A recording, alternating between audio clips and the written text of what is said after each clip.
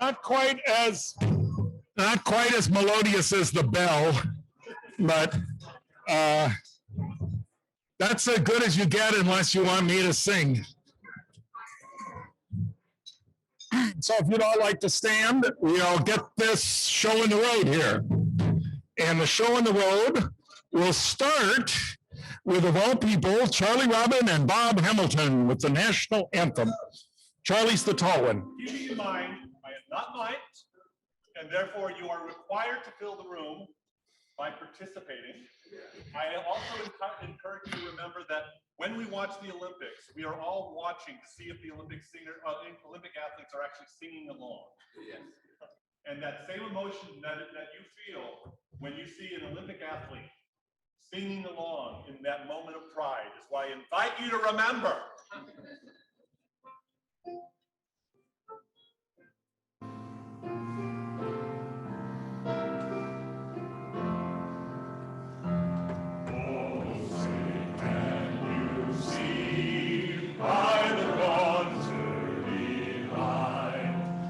So proudly we hailed at the twilight's last gleaming, whose broad stripes and bright stars through the perilous fight, o'er the ramparts we watched were so gallantly streaming, and the rockets' red glare, the hunters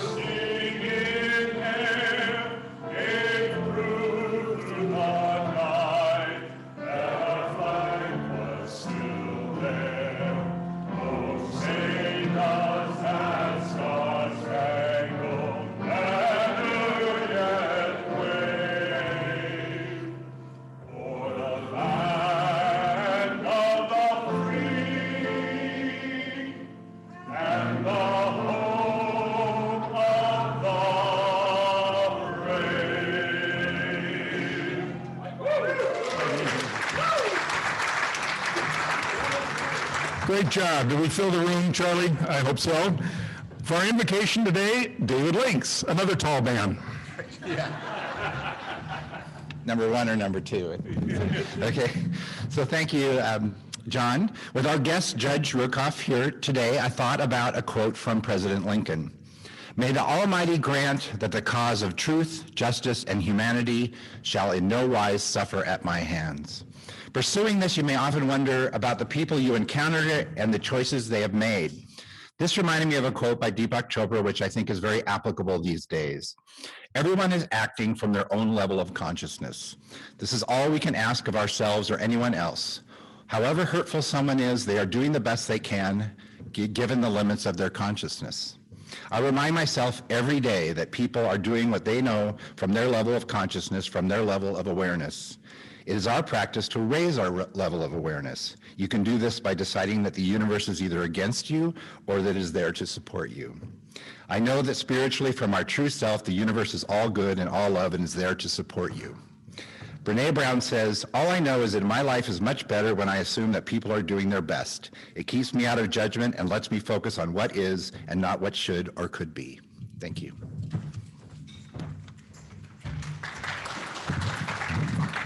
Thank you, David. We have a number of guests today. Guests of Quinn Nolan. Again, if you have a guest at your table, shout it out so people know where they are and who you can come to hit up for membership later. Guests of Quinn Dolan are Norma Barajas, yes, and Aaron Dolan, and there's another Dolan there too, it looks like. What's his name? Bennett. All right. There's a couple of Dolans here. Also, guest of Quinn Dolan is Lisa Wallace. Right there. Right? Guest of Jennifer Bleasner is Rachel Allen. And three people who have to admit that I brought them: Corey Gibson, Amanda Cashion, and Venus Lamelli. Yeah. Thank you very much. We have a blue badge to present today.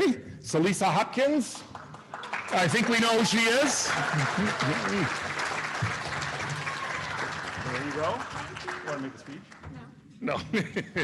I think for those of you who are maybe new, remember she has completed a Rotary education program and she has moved from red to blue. So that is the good part. 2 weeks from today, you'll have the opportunity to dunk Charlie Robin and Mike Hummel in the dunk tank, and maybe some other people. I'm not sure they know about that yet, but several people do. But the picnic, Rotary picnic, is 2 weeks from today. It's at Franklin Park. There's a sign-up form on your table. If you haven't done so yet, please do so. So we have a good idea of who's coming and who will be here. And speaking of dunk tank people, Charlie Robin has an announcement to make.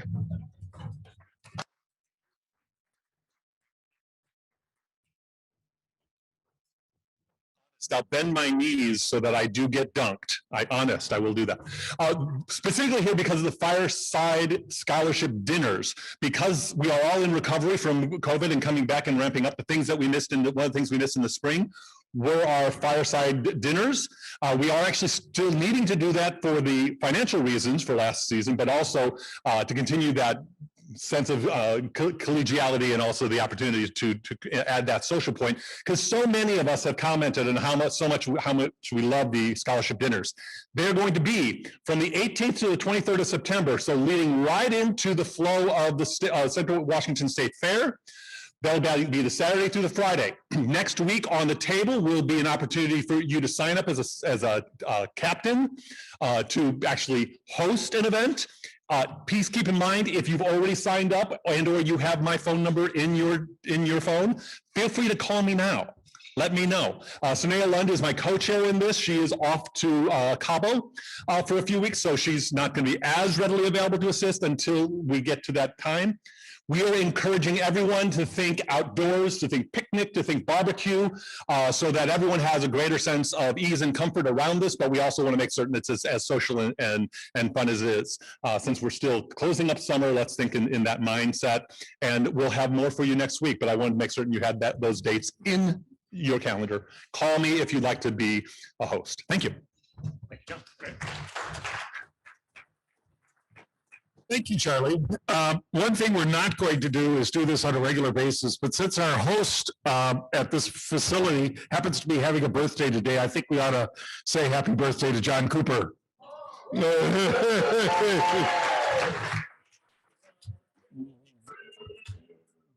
Happy birthday to you. Happy birthday, dear John. Happy birthday to you. And trust me, he will get even. Sergeant at Arms, Amy Mabe.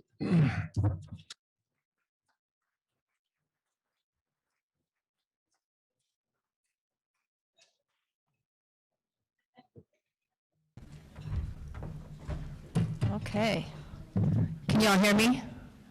Okay.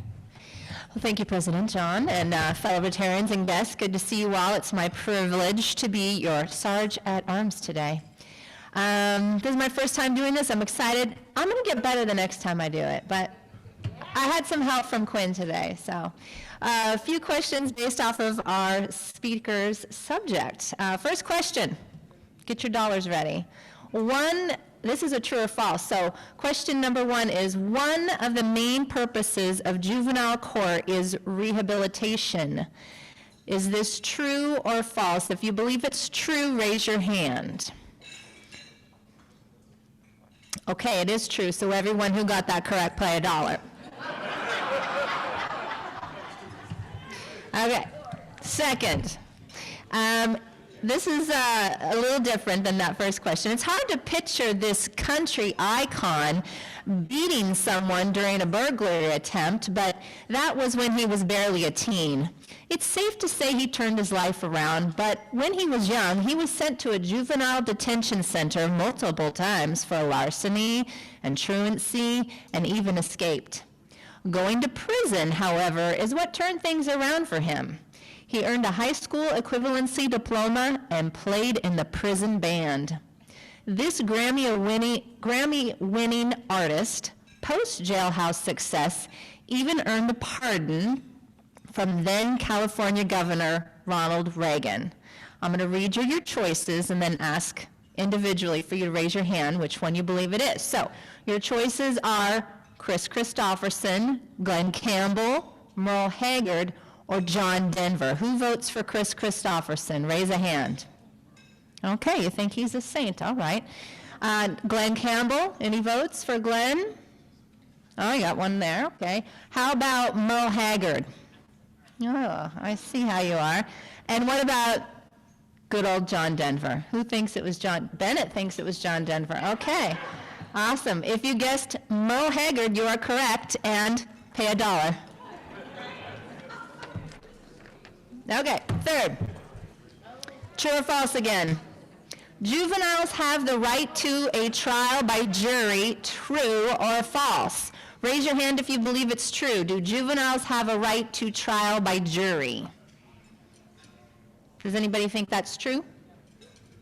Okay, it is false. So everybody was right. I guess no one's paying $1, but if you feel inclined, throw one in there. Fourth, juvenile convictions do not count as criminal history once you turn 18. True or false?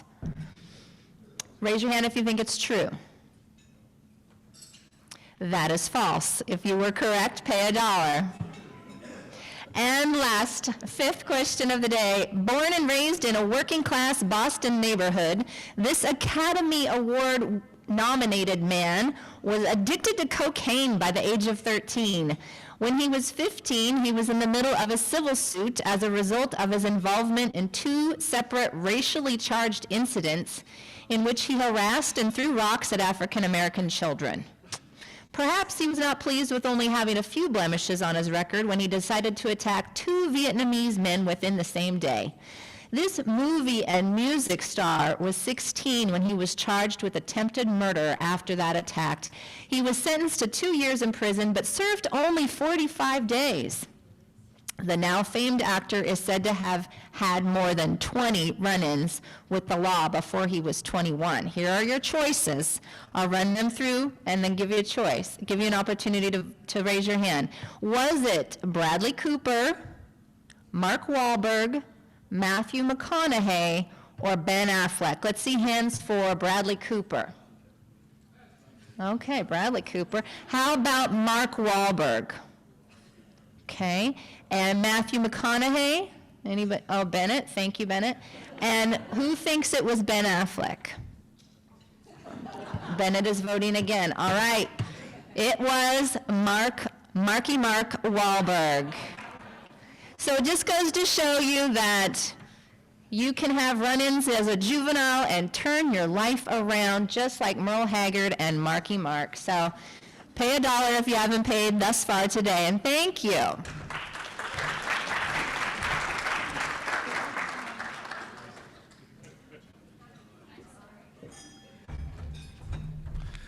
Nice job, Amy. The only feature about that didn't resonate very well is when I came to sit down at my table, our speaker today, who deals with the juvenile courts, said I would never appear before her. So I don't know what that's supposed to mean. So anyway, here to introduce our speaker is our own Sonia Rodriguez-True. And Judge, if you'd like to come up also, because this is going to be done in a slightly different format today. That's why you have the chairs up here, and it'll be more of a question and answer. I think we'll start off with some questions that Sonia has, and then there's a mic up here that you'll be able to come up and ask questions afterwards. Last week, somehow or another, the question part just went out of my head. So here you go. I had to break the news to President John that he can't pass for a juvenile. So yes, he would never be appearing before Judge Ruthkauf. So I'm really excited about today's presentation. We're actually going to do more of a facilitated discussion. We want there to be questions with Judge Ruthkauf. Judge Ruthkauf is the 3rd female to serve on our Yakima County Superior Court, which is just remarkable. She's been an incredible mentor of mine. Judge Ruthkauf was appointed to the Yakima County Superior Court in February of 2004 after serving 9 years in Yakima County District Court. In 2016, Judge Rukauf was assigned to juvenile court. She was responsible for bringing the Color of Justice program to juvenile court in 2018 to encourage youth of color to pursue a career in the law and judiciary. Although a native Montanan, Judge Rukauf has lived in and served this community since 1989. She is a graduate of Leadership Yakima and has served as a keynote speaker for Evergreen Girls State Program for over 20 years. Judge Rukauf currently serves on the Commission on Judicial Conduct. She's also previously been appointed and served on the Gender and Justice Commission, past Dean of the Judicial College, and has stayed involved in judicial education at the spring and fall conferences when requested. Judge Rukauf is a 1984 graduate of Montana State University and a 1987 graduate of the University of Puget Sound School of Law. Let's welcome Judge Rukauf.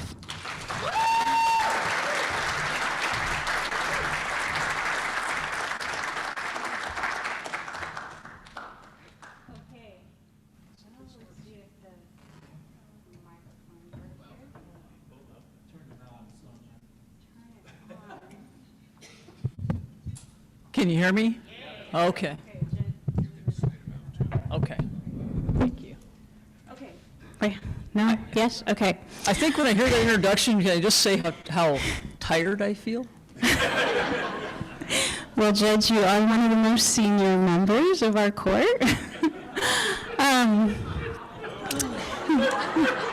I would like to point out I am the senior member of the Superior Court bench by years on the bench, but not chronologically. Of course. We knew that. We knew that. Okay, so Judge, let's start out by just talking about just generally what the purpose and function of juvenile court is and what juveniles are served by juvenile court.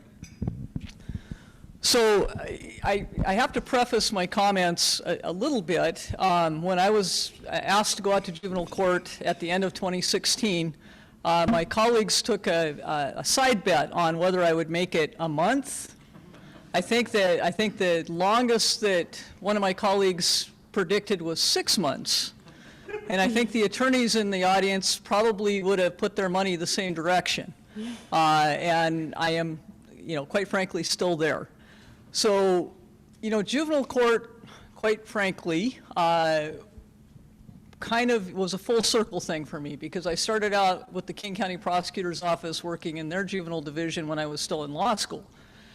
And so the whole purpose of juvenile court, which I think sometimes is hard for some community members to accept when some of the crimes and the publicity that the juveniles are getting come around, but it truly is a chance for rehabilitation. What we do know is that if we can have meaningful intervention at a very young age, sometimes we can motivate and persuade different decisions.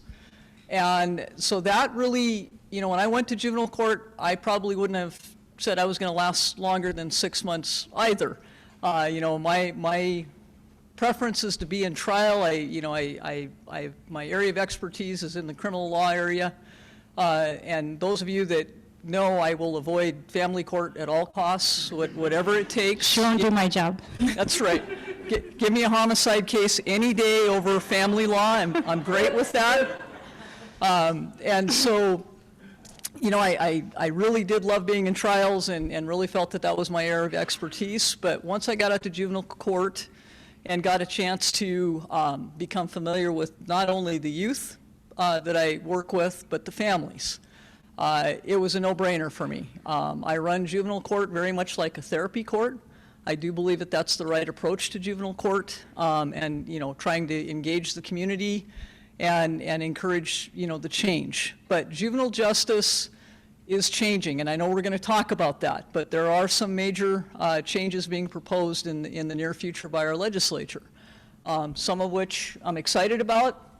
Maybe a lot that I'm not real excited about, but obviously doing whatever is required we'll get it done. Let's talk about the age range for juvenile court. What's the youngest child that you see in juvenile court? So if youth can be charged at 12 years old up to 18. That's our current jurisdiction level. Between 8 and 12, there's a presumption that a youth is incapable of committing a crime, but that is a rebuttable presumption, which means the prosecutor's office can, in fact, ask to have what we call a capacity hearing to see whether the court does believe that the youth, in fact, had the capacity to appreciate the wrongfulness of the offense. I actually haven't had a capacity hearing in the 5 years that I've been out there. But I have had some 12-year-olds that have been charged through juvenile court. And then, like I said, we're going up to, right now, up to 18 is the age level. We'll talk about the changes on the horizon with the age level in a moment. But so does juvenile court only serve juveniles charged with crimes, or are there other kinds of cases that you hear? So juvenile court is essentially split into two separate, we have two courtrooms out of juvenile court. You know, we're not downtown. Those of you that don't know, we're on Jerome Avenue off of 16th. There was a building that was, the court was built, if Judge Brown was here, he could give me the exact date because he was he and Judge Schwab were integral in that process. But we're housed out there. We have two courtrooms, and we're split into what we call the offender courtroom, which deals primarily with the criminal side. And we have the non-offender that deals with dependency, at-risk youth, truancy. And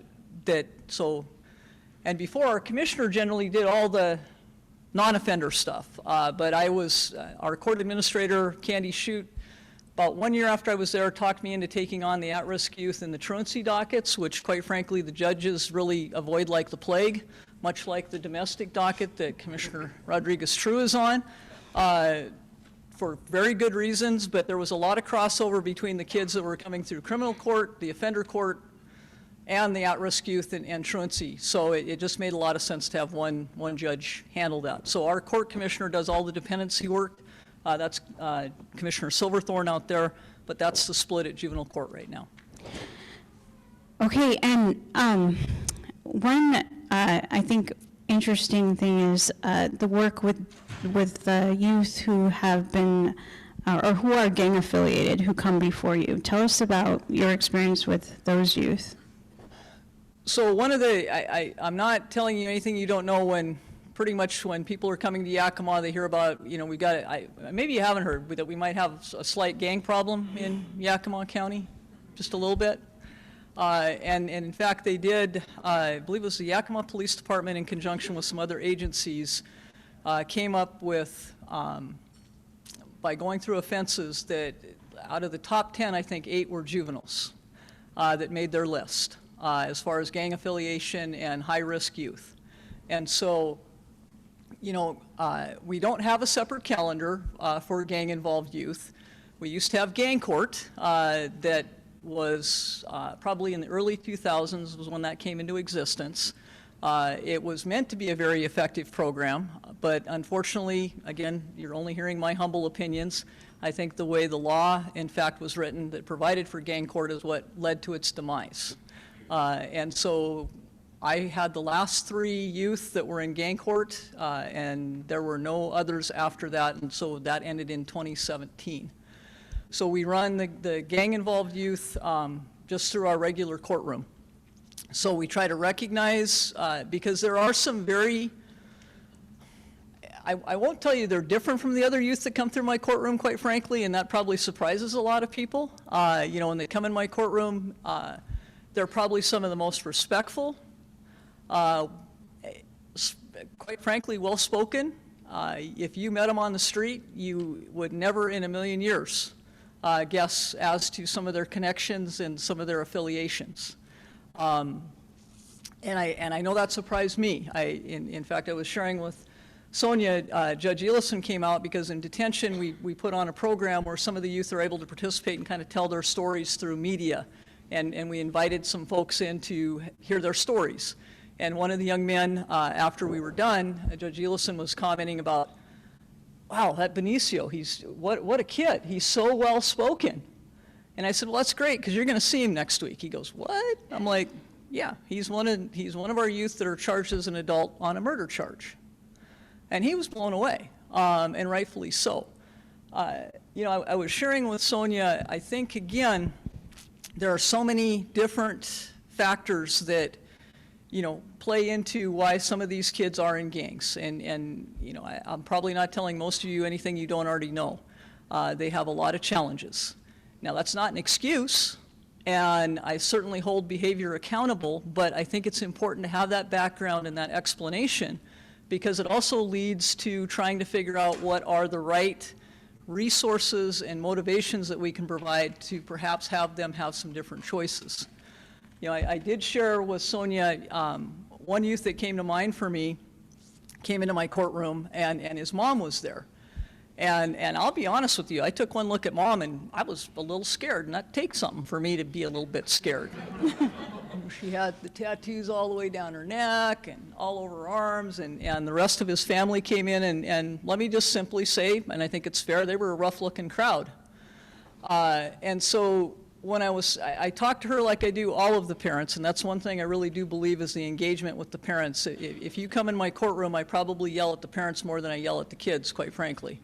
Perhaps not yell, but motivate. Motivate's a better word. Having been in your courtroom, I think yell isn't accurate. All right. Well, yell, motivate, it's all perception, right? So, but the conversation I had with her is like one that I have with every mom or dad that comes through my courtroom, and that is, I want to make sure the youth has the opportunity to make the choice.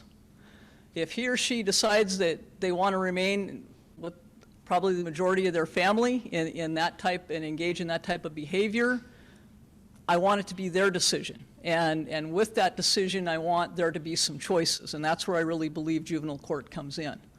Those of you, and you can ask the attorneys in the crowd, or some of you that have known me for a long time, I was indicating to Sonia, juvenile court's ruining my reputation, because I kind of had a hard charge in, lock 'em up type reputation. And I think if you sat through my courtroom now, you would just kind of go, man, what happened to her? She's getting all cream puffy, all touchy-feely. And some of that might be true, I don't know. But I think really where it comes from is the understanding that we have, and I told Sonia, I said, sometimes when we talk numbers, that kind of makes a difference, right? Because as she was talking, we were getting ready for this, how much of our budget goes to criminal justice? I think we're at 80%, we might be at 85%. So I asked for some statistics on adults as far as what it costs to lock an adult up. And so some of the figures, and I'm going to let you be the judge and do the arithmetic, because if I was good at math, I would never have been a judge. So our overall, and I'm sorry, I've got all these papers up here. Give me 1 second. So we had an average length of stay for an adult was about 70 days, and this was from the last couple of years where this came. This was 2020 to 2021. And the cost averaged, if they were low risk, $87 a day. If they had special needs or were in our intensive management unit, it was $115. So you do the math. So in a year, if I can keep 5 kids from going on to the adult system, I think I'm a pretty good bet as far as your taxpayer dollars. And that's kind of the way I'm looking at this, is like every youth that we can prevent from going into the adult system, not only are we helping them, but we're helping all of us from that perspective. So, again, it is about choices. Is it raising any questions for anyone? We really wanted this to be an interactive. I said, please, God, don't make this a talking head thing. I hate that. Dana. I don't need a mic. I don't need a mic. I know. Hello. So you were talking about hoping that that these juvenile offenders actually would have a choice to choose to stay in their family or stay in a gang. Is that really true? Definitely, you mean as far as whether they would actually make that choice? Well, do they really have a choice, period? I do believe they do, absolutely. I will tell you that beyond any shadow of a doubt. I certainly, with some of the youth we're working with right now, and it incorporates the Walkabout Yakima program, these are youth that want something, not all of them, but some of them want something different. You know, there's something to be said for, you know, watching your family and friends die, or watching your family and friends be locked up for very long periods of time that I think ultimately does motivate them to want to have some different choices. So what do you think our community's role can be in maybe providing some help with different opportunities? Well, let me go back and ask you, in your experience in working with gang-involved youth, do we agree that a lot of the times they don't have the same opportunities or that choice to make a different decision into a different lifestyle? And so what can our community's role be with that? So I think it's a two-part answer for me when I think about the community's role. One is to remain open to the idea that, you know, sometimes what you read in the newspaper, one, it's not always 100% true. And two, even if it is 100% true, if we don't give these youth, the ones that deserve it, a second chance, then aren't we part of the problem rather than part of the solution? And so as a community, one, I'm going to, I guess, basically say, please keep an open mind.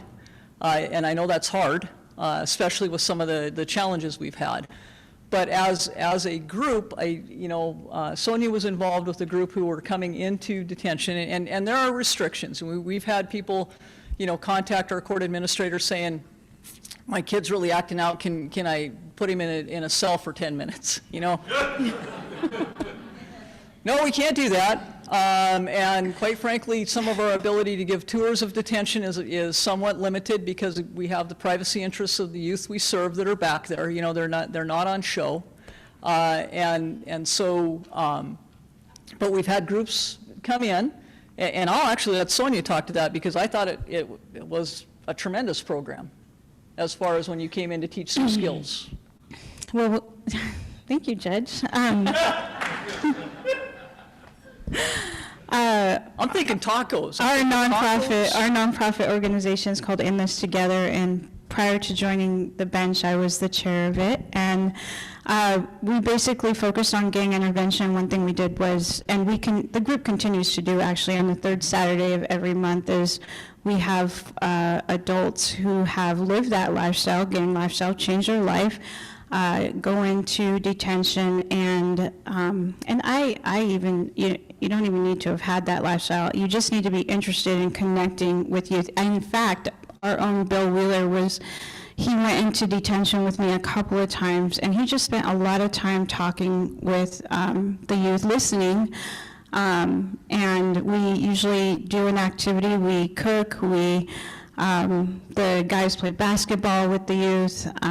We do a lot of different things. We made picture frames for Christmas. We did Mother's Day baskets. We did a lot of different things. And what I found was that, you know, a lot of what they're dealing with at home and what they've dealt with in their life, they don't have an outlet. They literally do not have an outlet to help them cope. They don't have someone who's listening to them. They don't have another skill, cooking, growing plants, you know, doing art, poetry. We had an English teacher from Davis come in and do poetry exercises, just different things to help them cope.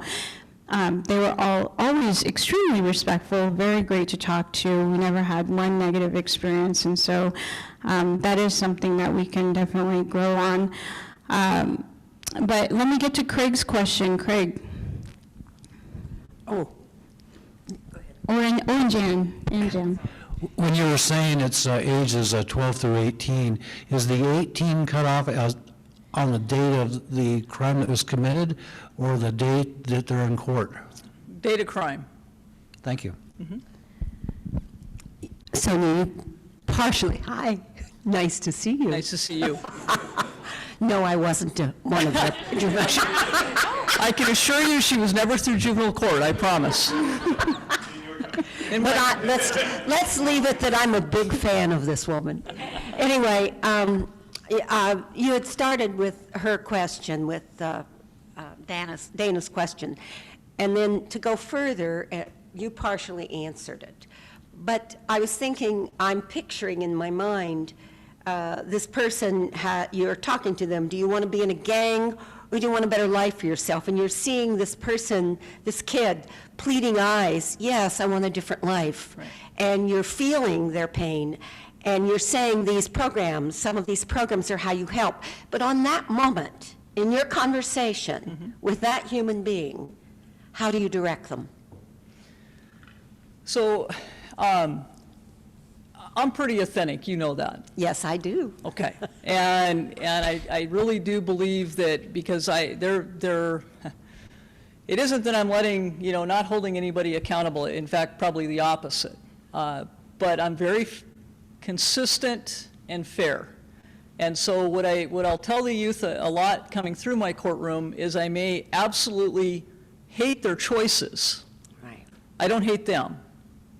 And that tries to be the message that I continue to convey. I did share with Sonia, one of our major heavy hitter gang members, quite frankly, that was on probation, had been in my court a number of times. I was very familiar with his family.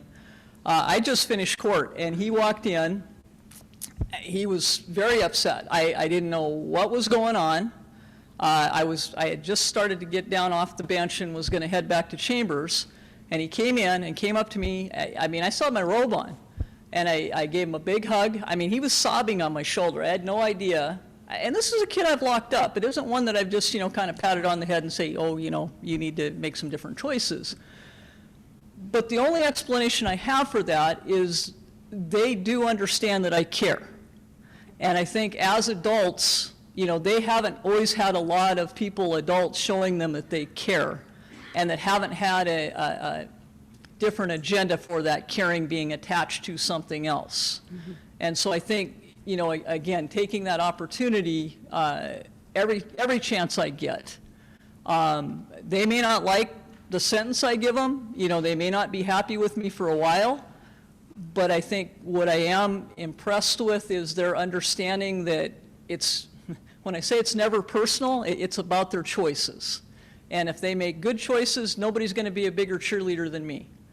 If they make bad choices, in fact, I use this line in court a lot. I said, I can either be your biggest cheerleader or I can be your worst nightmare. You get to decide which role I get to play. I said, and I always tell them, I'm pretty good on the nightmare side, so give me a chance at the cheerleader because I'm working on that. Marisol, you had a question. Just wondering, I know some of these cases are very challenging. Do I need the microphone? Okay. Okay, I do know some of the kids coming to your court are very challenging. So what is the success rate long-term after they had come out of your court? Because they are going back to the environment, the same environment. Right. So is there a way to measure this? I can tell you when I look at the adult jail roster, there's a lot of familiar names, which, is disappointing.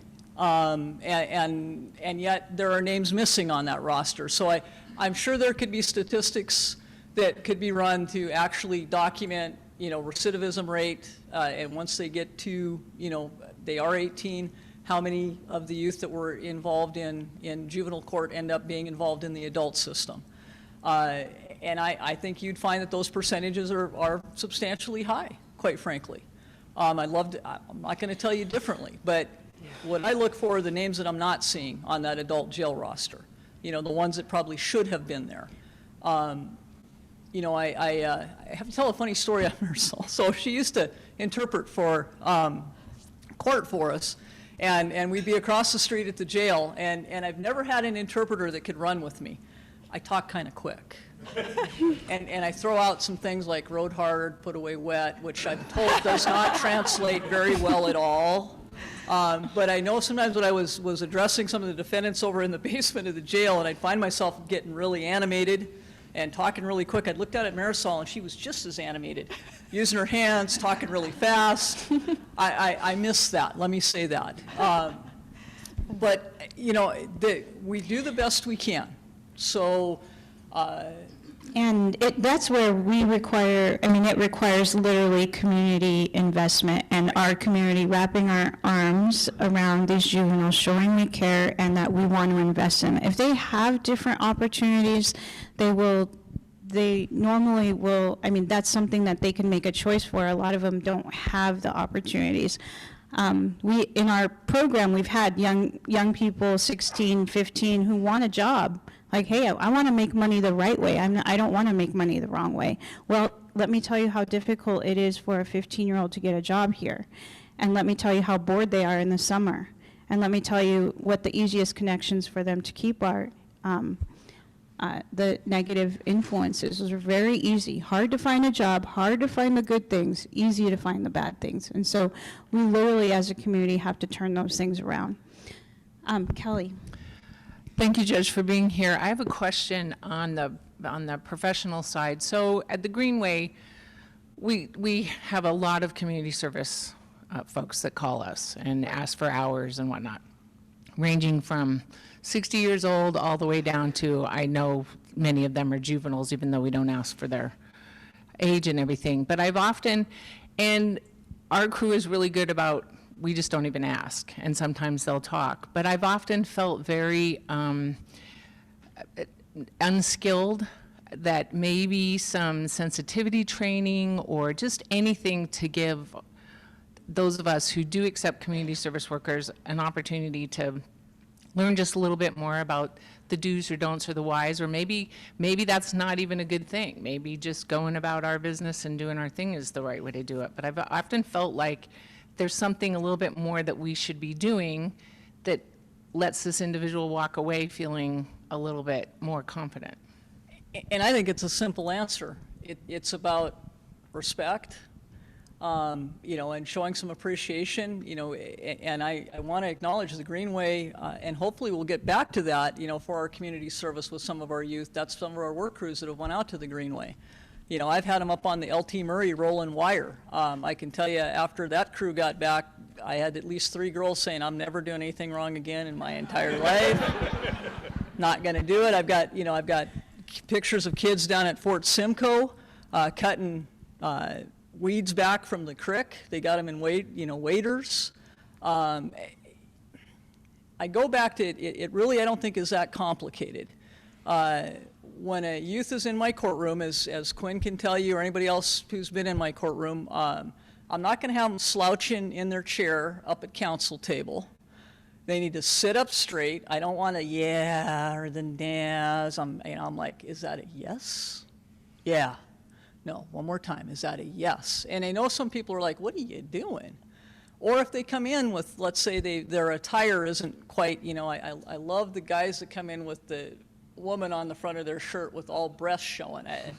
It's a highlight for me. I've got a deal worked out with my intake probation counselor who's in the courtroom. That youth is immediately walked back out, and we have lovely little, I think, gray. I think we can go back to detention and grab some of their gear if we need to, or they can just simply turn the shirt inside out. Same with the young women that come into my court that are very proud about their attributes that I don't want to look at for the next 10 minutes. They also get escorted out in the hallway, and so again, it's this appreciation, starting with some respect. And again, you'd be surprised just how many of these kids haven't had somebody say to them, thank you, you did a great job today. I can't tell you, how much you've helped out today and just done awesome. Do we need more training? Probably. And the other thing I want to say is, I'm not trying to fix these kids. That's their choice. And I think as an adult, as we're coming into their lives, if you think you're going to fix them, or they just haven't had, a mom or a dad, and so if you fulfill that role, it's going to magically change everything. It isn't.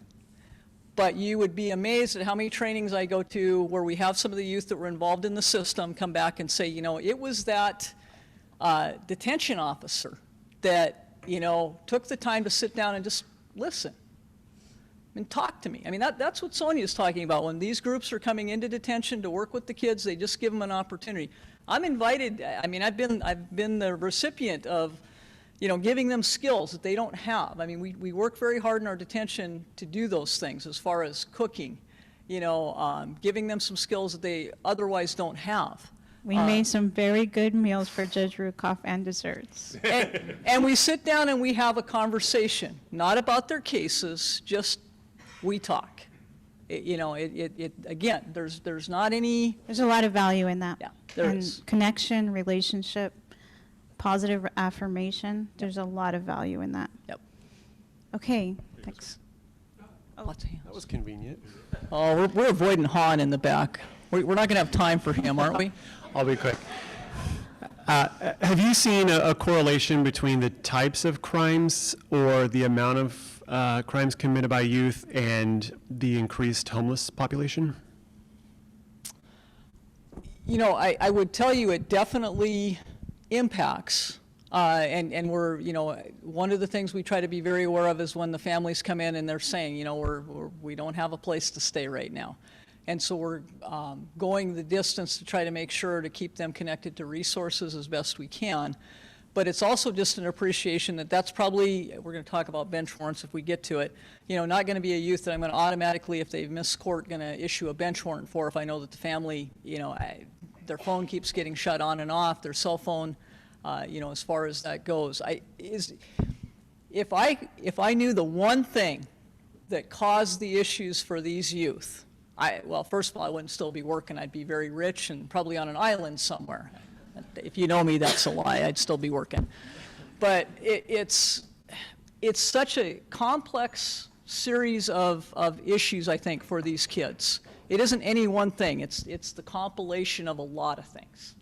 And back to what Sonia's saying, that's where the community comes in. I know Han's got his hand up back there, but half the time I go down to see him, and I walk through, his salesperson's area, and I'm like, oh, hey, how are you doing? Yeah, I haven't seen you for a while. Oh, that's great. Glad you're doing better. But you know what? He gives them a chance, and it's pretty impressive. I'm not always happy with his choices.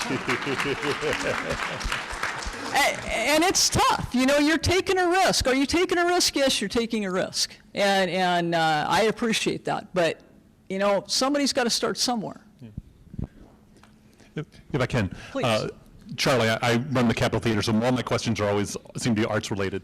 And I come from St. Louis, where I was involved with the organization that would develop the prison arts program, which also encouraged me with the theater I ran in St. Louis to work on a juvenile detention arts program as well. You said 70 people, 70 days was the average detention stay. Was that for an adult? So that's adult. What is it for young people? So, thank you. We're set up in juvenile court, we call it local sanctions. So it's 0 to 30 days, 12 months of probation, up to 150 community service hours are what most kids are facing as far as a range. Mm-hmm.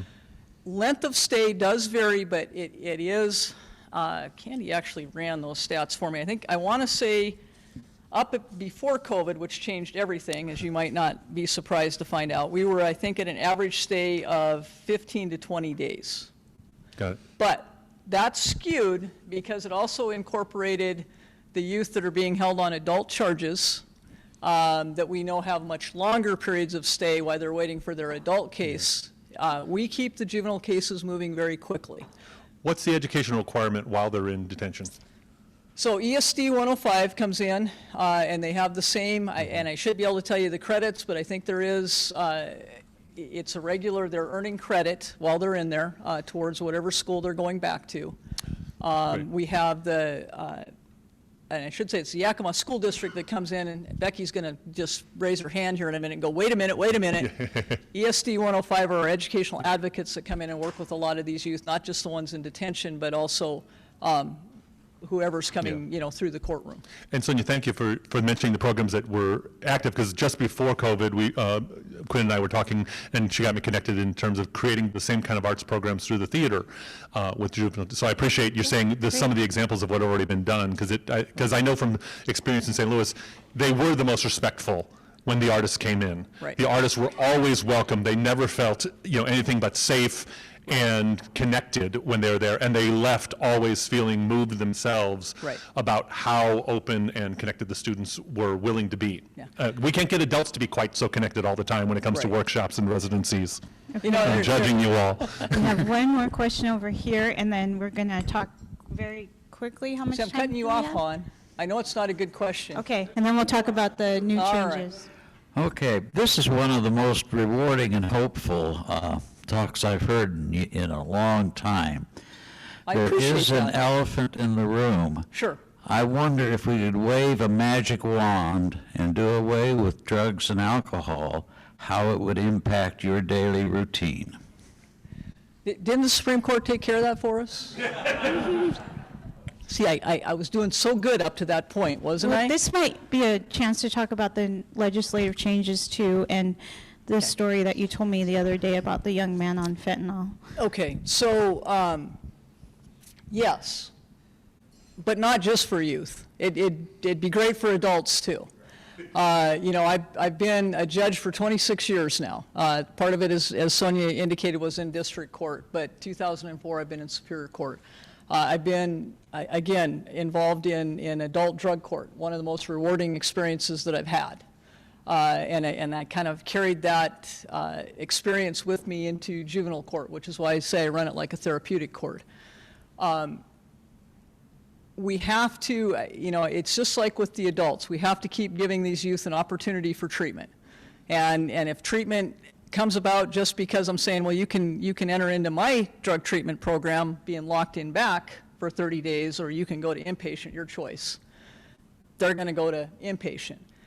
You could say, well, you're just wasting it. Maybe I am, but maybe that's the one time that the light goes off for the, you know, young man or young woman to say, you know, this feels pretty good.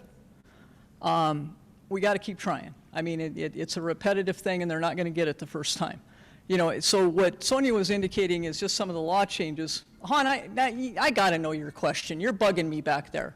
What's your question? And then I'm going My question, it's a comment and a question.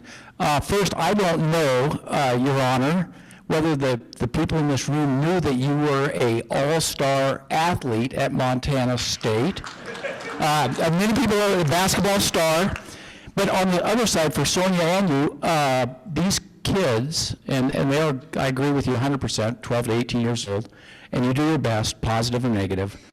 But what about the family unit? We all know that the gangs, you know, the gang is the family, and they fall apart.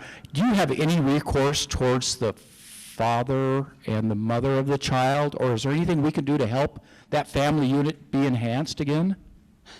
So again, choices, you know, I mean, and again, if there was just a cookie cutter that I could tell you that would fit every family, it'd be an easy equation. You know, that a lot of these youth that are involved in gangs actually have a very committed parent or parents that may be working a lot. You know, there might be a lot going on. It isn't, again, if it was just so easy to always turn out the way you think it's going to be, where it's like, oh, the parents are never around, that's why the kid's a total wreck. I've had, you know, mothers come in just begging me for some sort of intervention because the kids are out of control. And all we can do, you know, you reference a little bit of my sports background, but what preceded that was a cattle ranch in Montana. So I always look at it as, you know, when you build a round pen and you've got the panels, you keep taking a panel out to try to make that spot a little bit smaller till you got them just where you want them. And so same thing in court. You know, a lot of times just validating the parents and making sure the youth understands that they are the adult and that they are the ones who, you know, here's your choice. I'm going to release you on conditions of release today. You follow all rules at home. You meet all school. Now, see, I used to say you're in school every day, full day. I don't say that anymore. You meet whatever school requirements, whatever those are right now, again, thanks to COVID. You have a curfew from 5 p.m. until 7 a.m. where you're expected to be at home, but again, that's around normal school. So parent rules trump that.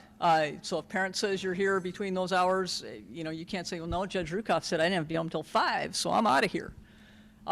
You know, no drugs, no alcohol, and no further criminal violations. And I always tell the parent, we have court dates set. You don't have to wait for those court dates. If there's an issue, my expectation of you, adult to adult, is you will bring your son or daughter back in to address the concerns before that court date even gets here. And you know, Steve, really a lot of these parents, the validation, the fact that they actually feel like somebody's got their back a little bit. Now there's parents, you know, that those of you who've practiced in my court can tell you, you know, try to utilize that in negative ways. I've got a mom down in Sunnyside right now that the police have told me that the issues with the son always occur probably about Saturday night around 6 o'clock when she's getting ready to go out, and she would like somebody to, you know, come in and take the youth on. And it's not that simple, but I mean, there are some parents that can utilize it in a negative way. We do, through resources in our community, you know, as far as some of the parents, and I wish I could tell you the name of the group now, but there is a parent group where if they do have kids that are in crisis and they're having a really hard time, it's a parent group where they can come in and get resources themselves, and sometimes it's just as easy as just support. You know, I can sit there and know the kid's on full tilt, but I'm not living with him or her every day. I mean, I can only imagine what that feels like, you know, so, and detention isn't respite care. You know, we don't, that's not what detention is about. We've got to enable these families to help themselves, hopefully, ultimately. Because, of course, the other reality is then we could talk about all my juvenile population that are now parents, which is a whole nother topic. And then, you know, I've got the parents on my offender case, which then I look at the dependency case, and about 6 months later, they're on the dependency side because they don't stand a chance of taking care of these kids generally without, it takes a village, you know, to help out.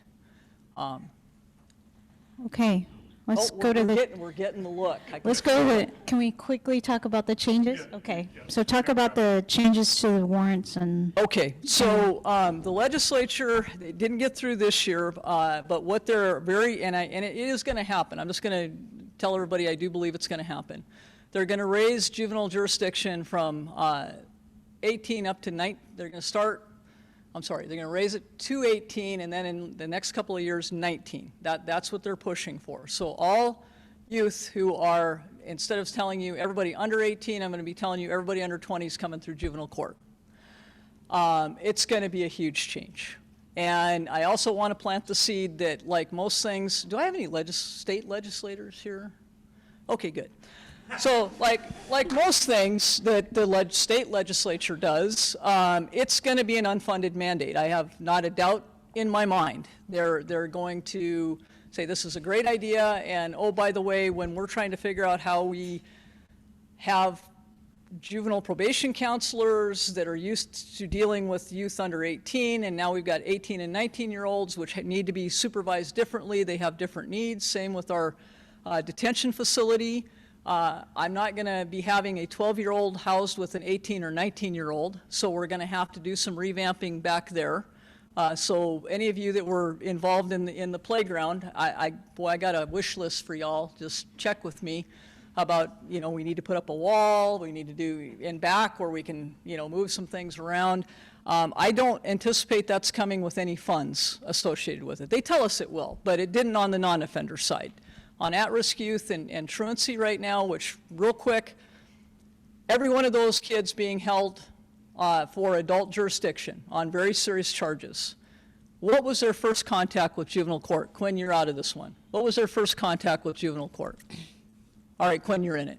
At-risk. I actually honestly do dependency. They've been a child in dependency, but then they're truancy. It's truancy. But honestly, if judges would not take the truants and put them in jail for 7 days where they can meet actually bad kids, we would have a different situation.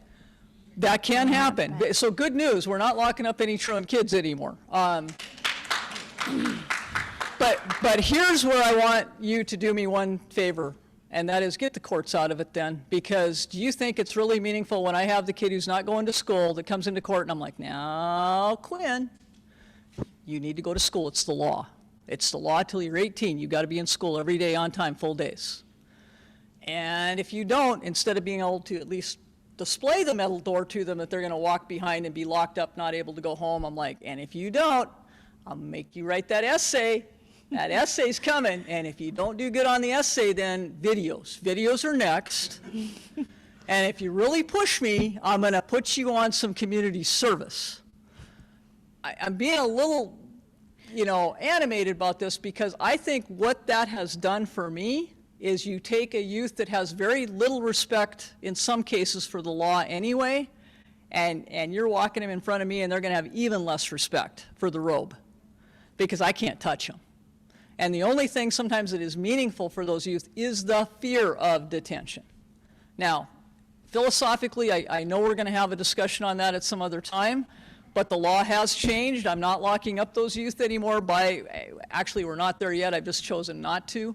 But it isn't going well, because when I go back to the schools and say, you got to fix this, they're like, oh no, we can't have them do community service on school because they're a problem. Yeah, I know that. But that's what I get from some of the schools, and it's not right. Okay, all right, it looks like we're John's out of breathing time. down our necks. Okay. Thank you, Judge Ruth. I really feel badly doing this because this is an incredibly important topic, and the articulate nature in which it's being addressed by these people is amazing, and I think we should be really grateful for what they're trying to do with the court system. I just wish we had a lot more time and we didn't have a whole other agenda to do. So, but thank you very much. In your name, we will be giving a book. We're giving books that have to do with issues of diversity, equity, and inclusion to various community centers in your name, and it'll be given in your name for thanking you for speaking today. That's awesome. Thank you. Yeah. This one today is Touching Spirit Bear, is the name of this book. And it has to do with with brain damage and a child with brain damage. So that's a whole nother issue. So thank you very much. Next week, we'll be hearing from Tyrone Campbell on de-escalation strategies for police. And then we have a picnic. There's a committee meeting right after this with Interact Rotaract with Margaret Filkins, who is back there at the back table. And the other thing that I was asked to announce is that Dr. Garcia is here with the Latino farmers next door, and they actually have a clinic set up. So any of you who need a vaccine, want to know more about the vaccine or whatnot, they are right next door, and you'll pass right by them when you go out.